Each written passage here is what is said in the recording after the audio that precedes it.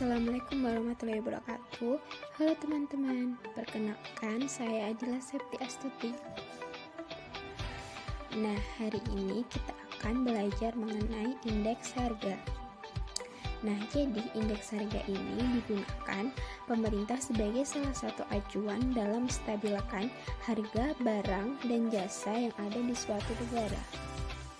Nah, kita masuk ke materi pertama, yaitu pengertian indeks harga, yaitu merupakan angka yang diharapkan dapat menunjukkan perubahan harga barang atau jasa dari periode ke periode. Selanjutnya, ada kemungkinan yang terjadi dari perhitungan indeks harga, yaitu diantaranya yang pertama, apabila lebih dari 100 maka terjadi kenaikan harga atau inflasi. Yang kedua, apabila kurang dari 100 maka terjadi penurunan harga atau deflasi. Dan yang terakhir, apabila sama dengan 100 maka harga tetap atau tidak berubah. Selanjutnya kita masuk ke materi yang kedua, yaitu jenis-jenis indeks harga.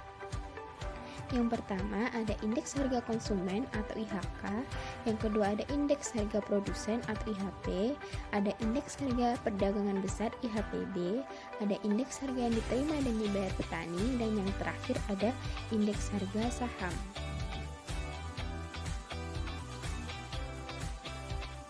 Selanjutnya kita masuk ke pengertian yang pertama, yaitu IHK atau indeks harga konsumen.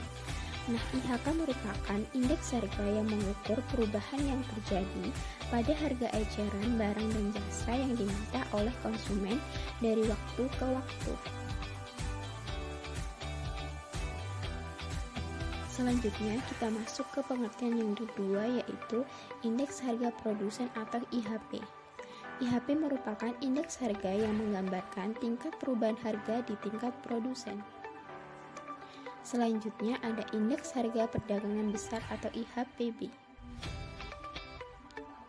Nah, IHPB merupakan harga indeks yang menggambarkan besarnya perubahan harga pada tingkat harga perdagangan besar atau grosir yang meliputi seluruh komoditas yang ada di suatu negara. Selanjutnya ada indeks harga yang diterima dan dibayarkan petani. Untuk indeks harga yang diterima disingkat atau disimbolkan dengan IT, yaitu indeks harga yang menunjukkan perubahan harga produsen atas hasil produksi petani.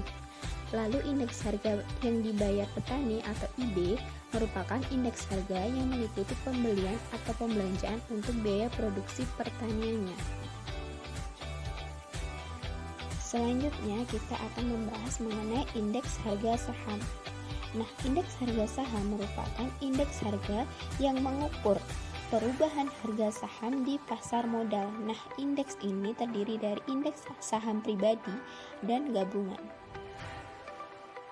Selanjutnya ada tujuan dari indeks harga. Nah, yang pertama sebagai petunjuk atau barometer kondisi ekonomi umum.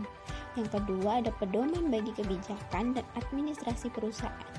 Yang ketiga dapat dipergunakan sebagai deflator, dan yang terakhir sebagai pedoman bagi pembelian barang-barang.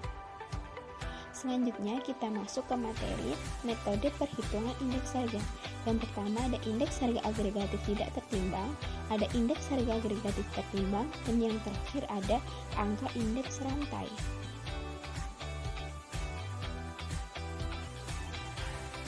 Kita masuk ke metode yang pertama, yaitu indeks agregatif tidak tertimbang, dirumuskan dengan IA. Nah, IA sendiri memiliki rumus sigma PN dibagi sigma PO dikali 100%. Nah, untuk keterangannya, PN merupakan harga pada tahun yang dihitung dan PO merupakan harga pada tahun dasar. Selanjutnya ada indeks harga agregatif tidak tertimbang. Nah, di mana di indeks harga agregatif tertimbang itu terdiri dari beberapa metode di dalamnya yang memiliki rumus masing-masing. Yang pertama ada metode Laspeyres, metode Pascal, metode Irving-Fisher, metode Marshall-Edgeworth, dan metode Drobis and Bowley. Selanjutnya kita masuk ke metode yang pertama, yaitu metode Laspeyres atau IL.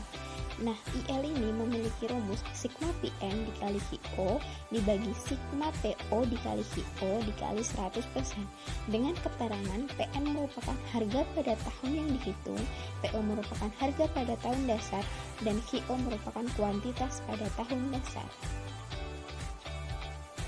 Selanjutnya kita masuk ke metode yang kedua, yaitu metode Pasteur yang dilambangkan dengan IP. IP dirumuskan dengan sigma PN dikali HN dibagi sigma PO dikali HN dikali 100% dengan keterangan PN merupakan harga pada tahun yang dihitung, PO harga pada tahun yang dasar, dan HN merupakan kuantitas pada tahun yang dihitung. Selanjutnya kita masuk ke metode Dробis and Bowlby atau ID. Nah, ID ini dirumuskan dengan IL plus IP dibagi 2 dengan keterangan IL merupakan angka indeks Last Buyers dan IP adalah angka indeks Pasteur.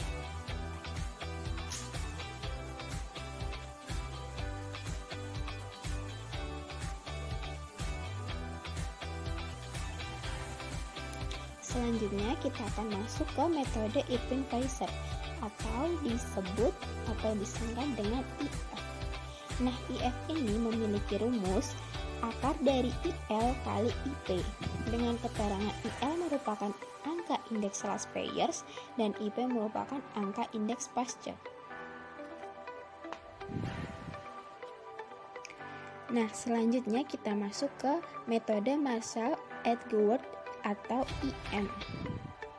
Nah, IM ini dirumuskan dengan sigma QO plus QN dikali PN dibagi sigma QO plus QN dikali PO dikali 100% dengan keterangan PN harga pada tahun yang dihitung, PO merupakan harga pada tahun dasar, QO merupakan kuantitas pada tahun dasar, dan QN merupakan kuantitas pada tahun yang dihitung.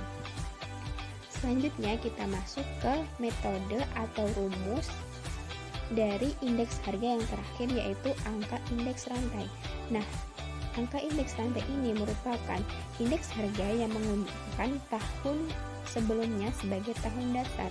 Rumusnya sama dengan IA, yaitu sigma PN dibagi sigma PO dikali 100%. Dengan PN adalah harga pada tahun yang dihitung dan PO harga pada tahun dasar. Sekian pembelajaran dari saya. Terima kasih. Semoga bermanfaat. Sampai jumpa.